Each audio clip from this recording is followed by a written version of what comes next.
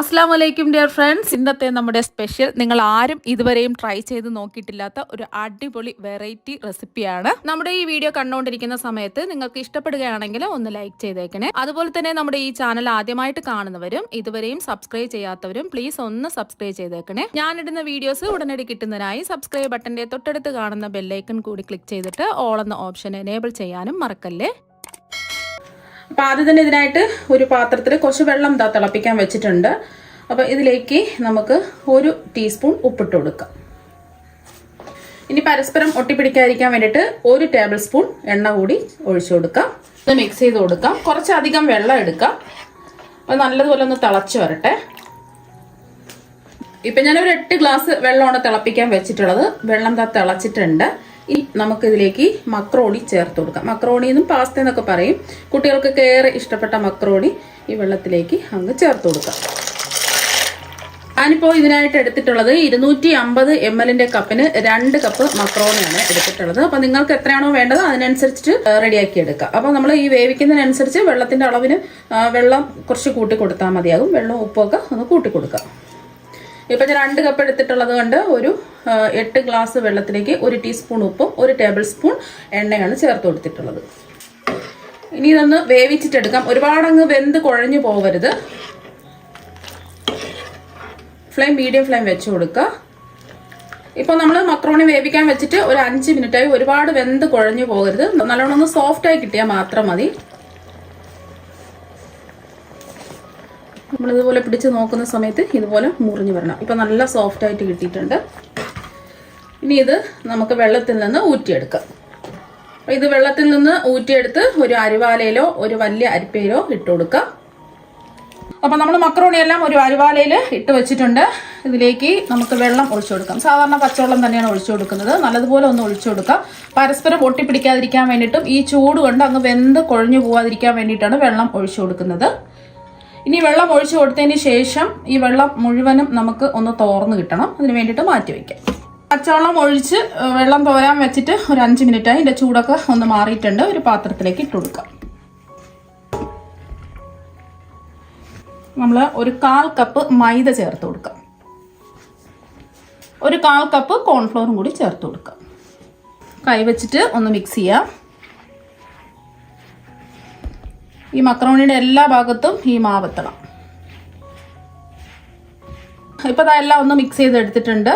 ഇനി ഇതൊന്ന് അരിച്ചെടുക്കാം. എന്തെങ്കിലും പൊടികളൊക്കെ ഉണ്ടെങ്കിൽ മാറി കിട്ടുന്നതിന് വേണ്ടിയിട്ടാണ്. ഇതുപോലെ വലിയ ഹോളുള്ള അരിപ്പി കൂടി ഒന്ന് അരിച്ചെടുക്കുക. അപ്പോൾ എക്സ്ട്രാ എന്തെങ്കിലും പൊടികൾ ഉണ്ടെന്നുണ്ടെങ്കിൽ മാറിക്കിട്ടും. ഇതിൽ മാത്രം പറ്റിപ്പിടിച്ചിരിക്കുക. ബാക്കിയുള്ളത് ഇതുപോലെ അരിച്ചു മാറ്റുക. ഇപ്പോൾ ഇതുപോലെ ബാക്കിയെല്ലാം നമുക്ക് അരിച്ചു മാറ്റാം. ഇപ്പം എല്ലാം അരിച്ചെടുത്തിട്ടുണ്ട്. അപ്പം എക്സ്ട്രാ പൊടിയൊന്നുമില്ല. ഇനി ഇതൊന്ന് ഫ്രൈ ചെയ്തെടുക്കുന്നതിന് വേണ്ടിയിട്ട് കുറച്ച് എണ്ണ ചൂടാക്കാൻ വെച്ചിട്ടുണ്ട്. അപ്പം എണ്ണ നല്ലതുപോലെ ഒന്ന് ചൂടായി. ഒരെണ്ണം ഇട്ട് കൊടുത്ത് നോക്കാം ചൂടായിട്ടുണ്ടോ എന്ന് അറിയാൻ വേണ്ടിയിട്ട്. അപ്പം എണ്ണ ചൂടായിട്ടുണ്ട്. നമുക്ക് ഒരുമിച്ചിട്ടുണ്ട്. കുറച്ച് വീതം ഇട്ട് ഫ്രൈ ചെയ്തെടുക്കാം. ഒന്ന് നിരത്തി ഇട്ട് കൊടുക്കുക.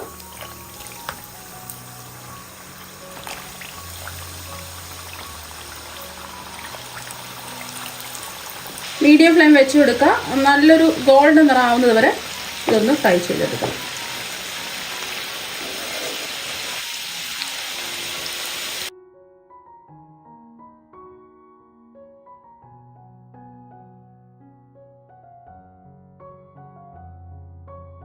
നമ്മളിത് ഫ്രൈ ചെയ്യുന്ന സമയത്ത് കുറച്ച് മാവ് നിന്നിട്ട് ഫ്രൈ ചെയ്തെടുക്കുക. ചിലപ്പോൾ ഇത് പൊട്ടിത്തെറിക്കും. ഒന്ന് സൂക്ഷിച്ച് വേണം ഫ്രൈ ചെയ്തെടുക്കാൻ വേണ്ടിയിട്ട്. ഇപ്പോൾ നല്ലൊരു ഗോൾഡൻ നിറമായിട്ടുണ്ട്. ഉടനെ തന്നെ എണ്ണയിൽ നിന്ന് കോരി മാറ്റാം.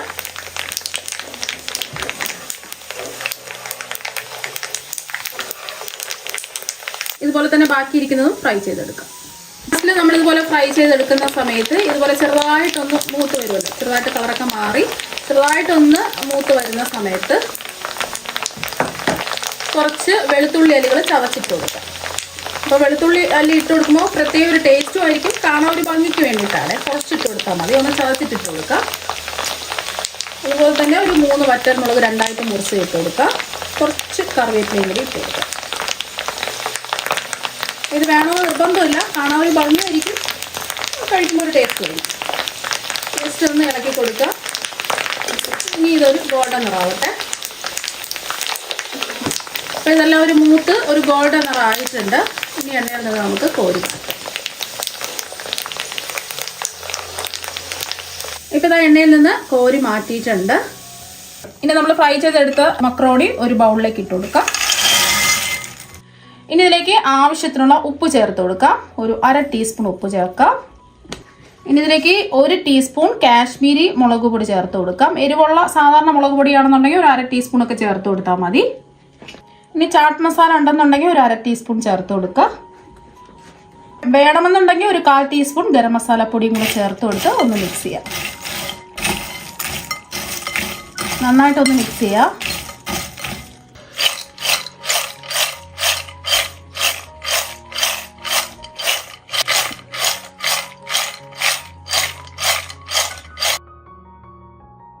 അപ്പോൾ ഇതുപോലെ തട്ടിക്കുടഞ്ഞെടുക്കുകയാണെന്നുണ്ടെങ്കിൽ എല്ലാ ഭാഗത്തും മസാല പിടിച്ച് കിട്ടും. നിങ്ങൾക്ക് വേണമെന്നുണ്ടെങ്കിൽ ഒരു ടീസ്പൂൺ പഞ്ചസാര പൊടിച്ചതും കൂടി ചേർത്ത് കൊടുക്കാം. ആ എരിവും ചെറിയൊരു മധുരവും കൂടി ആകുമ്പോൾ പ്രത്യേക ടേസ്റ്റ് ആയിരിക്കും. ഞാനിപ്പോൾ പഞ്ചസാര പൊടിച്ചതൊന്നും ചേർത്തിട്ടില്ല.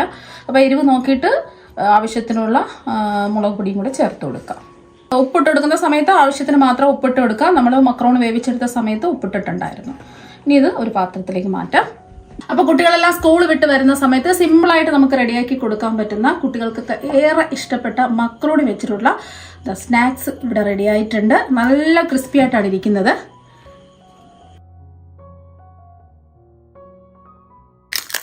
വളരെ നല്ല ക്രിസ്പി ആയിട്ടാണ് ഇരിക്കുന്നത്.